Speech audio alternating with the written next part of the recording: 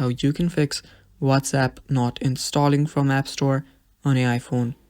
Now before we start, if you are new to our channel, head down below and hit the subscribe button so you don't miss out on our future videos. Also press the bell icon so you get notified when we release our new videos. Now let us begin. So the first step is you'll need to go to your App Store, and after you're on your App Store, just try to download your WhatsApp again with a stable internet connection. So I've already installed it, but I'll teach you guys how you can fix your problem. So if it does not get download in your Wi-Fi, just go to your settings, and after you're on your settings, you'll need to find App Store. So just scroll down and find App Store, and under App Store you will see under cellular data you'll need to turn on automatic downloads, and after you've done that, go to app downloads and tap on always allow.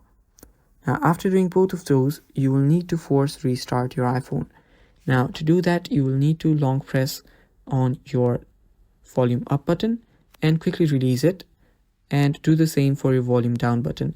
Press on it and quickly release that too, and long press on your side button, that is your power button, and after the Apple logo appears, your iPhone will force restart.